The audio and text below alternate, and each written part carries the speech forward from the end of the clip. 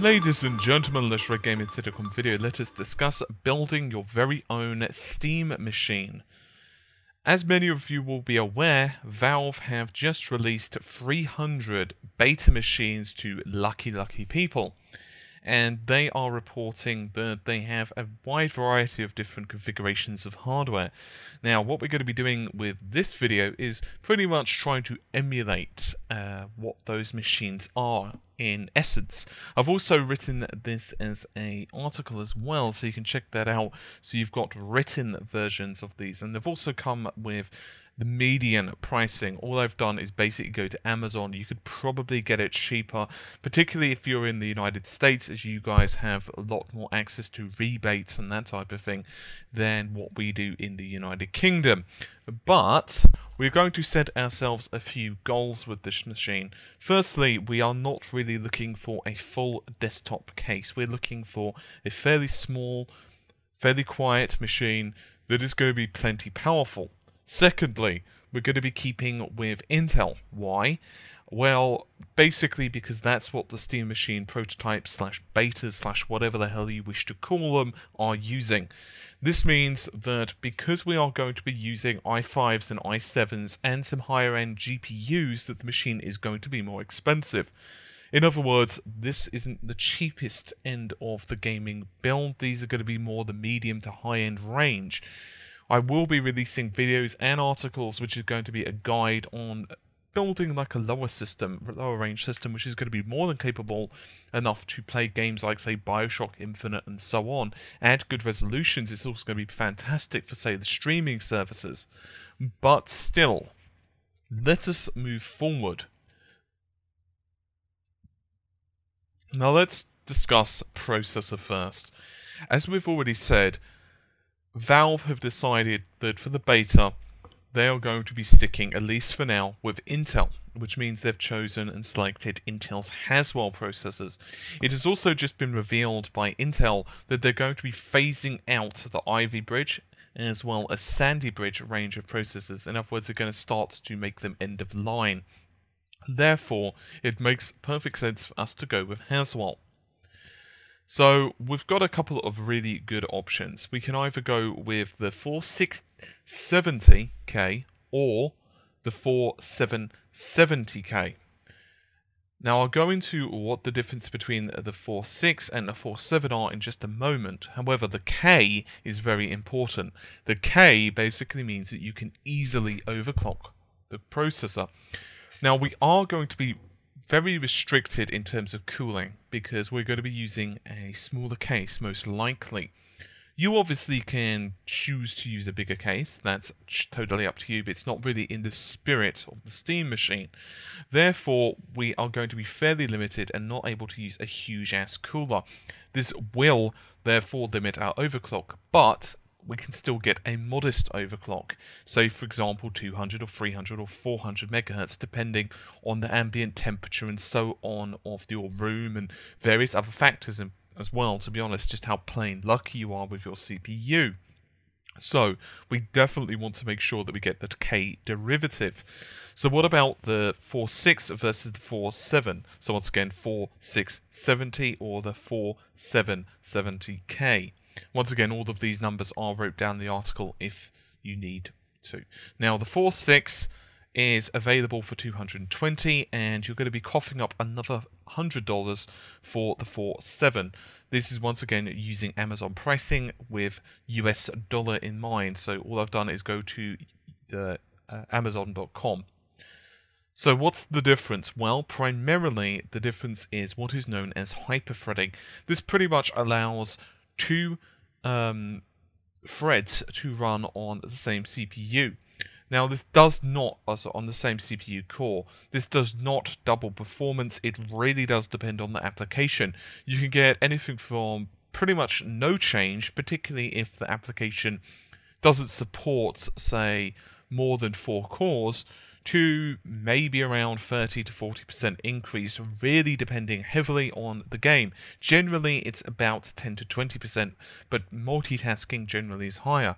I'm going to be doing a lot of testing on this actually this coming weekend, so you could, by all means, wait.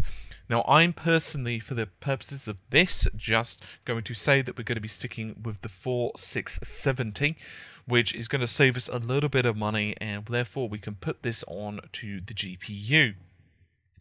Next, memory. Memory on the Steam machines that have so far been released is very, very plentiful. It's actually 16 gigabytes of DDR3.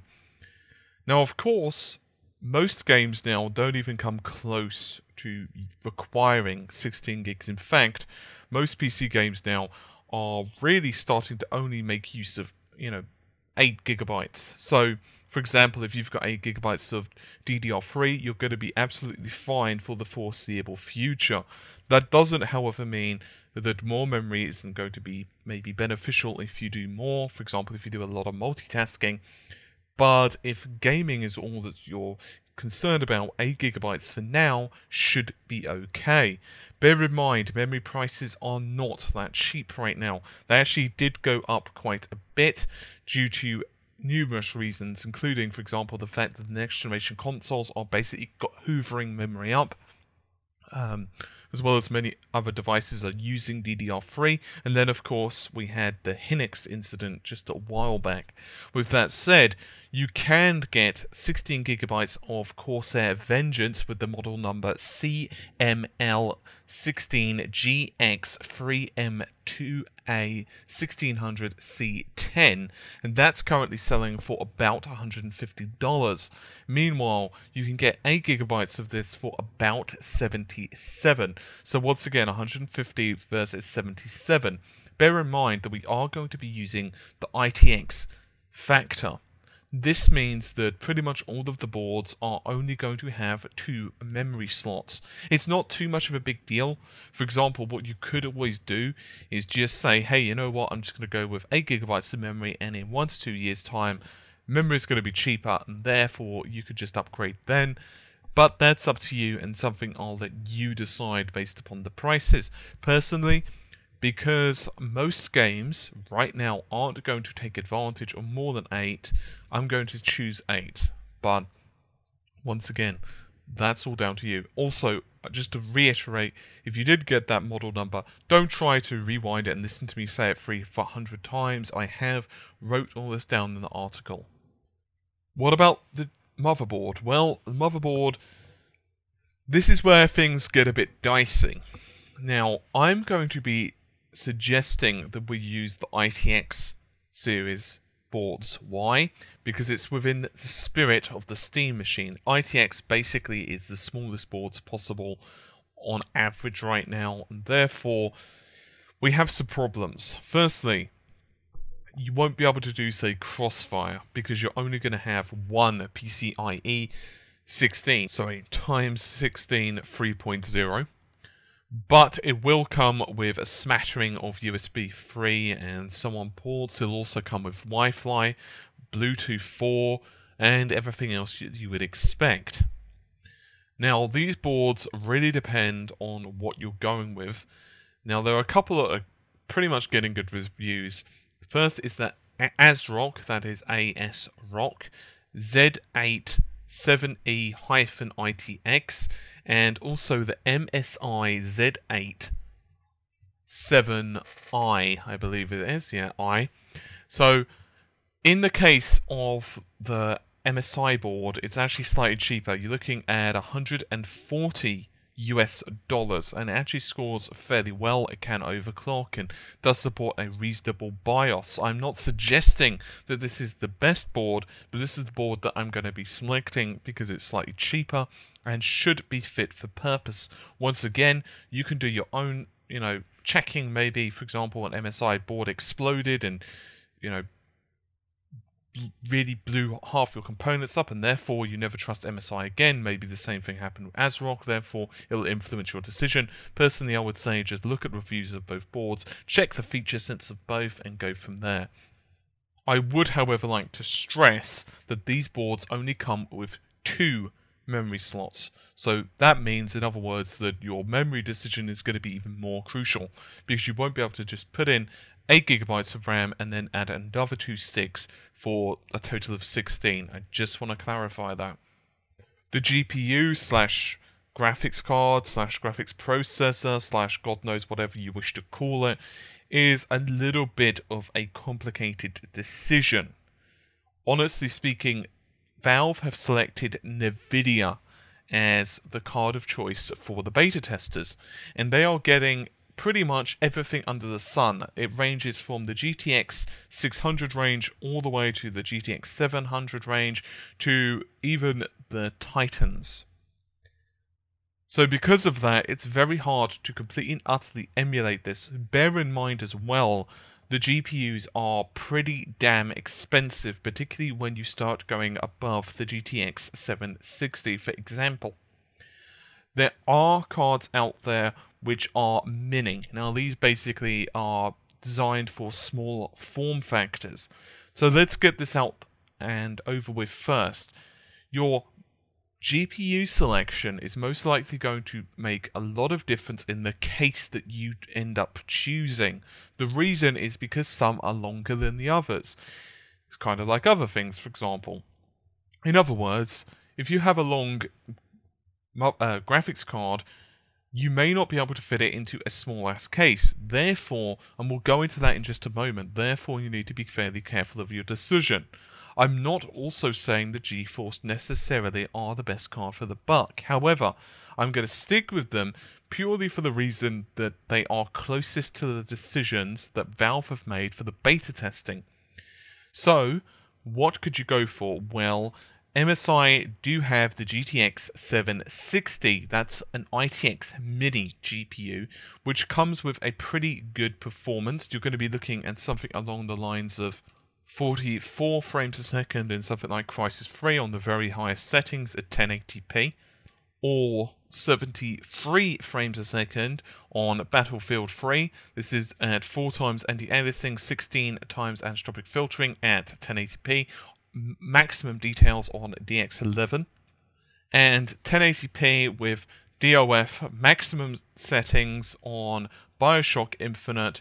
You're looking at 63 frames per second. Once again, I just want to reiterate, all of those tests are average frame rate, and more to the point, they do not come overclocked. In other words, this is just standard cards, so you definitely get high performance if you were to say, go for a higher overclocking, or it's manually overclocked. Sorry.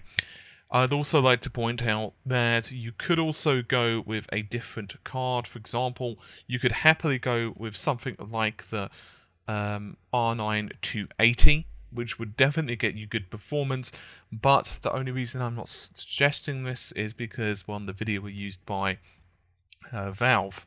I suspect this was for no other reason other than just to have a very tight group of hardware at the start, so then they can start to bug test, particularly with their own operating system.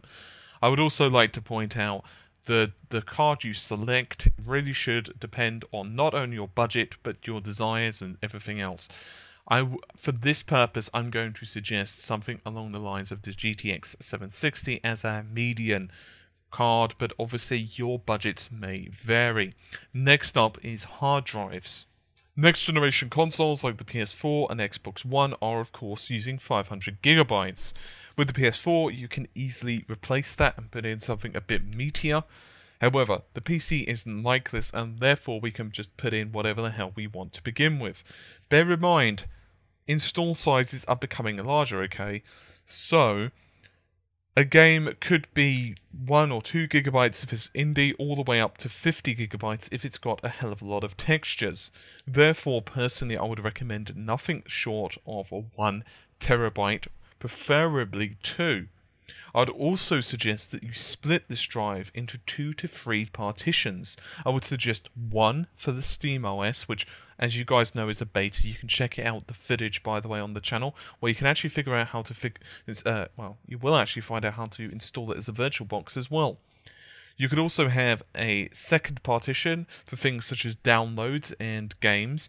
That's actually a pretty good idea, because Steam will actually allow you to install it to, say, a directory. Let's say, for example, d/Steam, and then if you decide to reinstall Steam at a later date, then it will basically let's say you reinstall Windows, and then you reinstall Steam, it won't delete everything. As long as you haven't deleted the D drive, you can actually keep that partition and then reinstall the games as long as you select the same directory. It'll all become clear when you do it. I would also suggest one final partition if you decide to also install Windows. Personally, I would recommend a copy of Windows, even if it's only Windows 7 for now, or even Vista for now, simply because some games are Windows only, therefore pretty much you will not be able to play them with the SteamOS. Now obviously the SteamOS is free, but in my personal opinion it just makes sense to have both OSs installed. Therefore, in my personal opinion, you should go with a 2 terabyte drive and split it accordingly. As for what you're going to be paying on this, that really depends.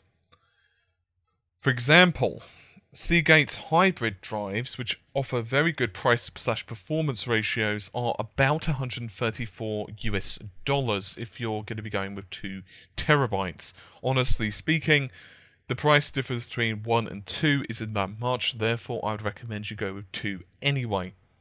Meanwhile, a standard everyday regular hard drive is going to be about the $80 to $85 mark. It's up to you if you want to pay the extra money. I personally think that a fast hard drive makes a very good experience. It will make loading games and titles much faster. But really it does depend upon your budget. Finally, let us discuss the power supply in the case. This is actually the hardest thing to suggest because everyone has different, needs. In terms of the case, there are a lot of different options. For example, there is a Cooler Master ITX case where you can actually support Google this. It has long card support, and that costs about $50 US. But you might not need that. You may prefer, say, a more aesthetically pleasing case, or you might prefer a different looking case. Maybe you prefer a window case. Maybe you prefer to even build your own. Therefore, it's very difficult to recommend a particular one, especially as some people really don't give a crap about noise. Some people are really focused on how cool the damn thing is, therefore maximum overclockability. Others, they want it to be as quiet and as unintrusive in their living room as possible. I would personally recommend that you go on Google and you do a little bit of searching based on your personal requirements. I would also suggest the same thing as a power supply. I would recommend that you go with a well-trusted brand such as, once again, Cooler Master, Casa, Corsair, and make sure that you go with a power supply that offers a little bit extra voltage, a little bit extra wattage than what all of your components really are. So for example, let's say your system requires 400 watts, make sure you go with 450 or 500 just to give you a little bit of wiggle room. The reason I can't give you a particular buy this is because, honestly speaking, it heavily depends on the rest of the components in your system. How many fans you have connected, what CPU you end up buying, if you're planning to overclock that CPU, and the biggest one, the biggest, hungry hippo out there is undoubtedly the graphics card. What I would, however, recommend is that you go with a PSU that is modular. Therefore, you can disconnect or connect the cables as necessary. Therefore, you won't get tons of trailing cables inside the case, which, let's face it, is going to have limited space. So what were my totals? Well, I hit just over $900 US, which sounds pretty damn expensive when you consider. But I'd like to point out that that means that you're going to get a very high-end graphics card. I budgeted just over $300 for my GPU. I ended up going with a large hard drive. I also went with all the other shiners you would expect. You could cut down this price significantly by going with a cheaper card, or by going with, say, AMD processor. You could definitely cut down this price by at least $100 US, most likely by up to $300 US, depending on how much of a stickler you wanted to be for the original intents and purposes and specifications. With all this in mind, I realize that a lot of you guys just don't simply want to pay that amount of money. So what I'm probably going to do within the next few days is release another video, which is going to have a much lower price point, around the $600 mark, and therefore you can decide whether you want to build something from there, and then you can do like some checking on the components and figure out if that's for you. Anyway, that's just about it for this particular video. Hopefully you've enjoyed it. I'll see you soon. Take care. Bye for now.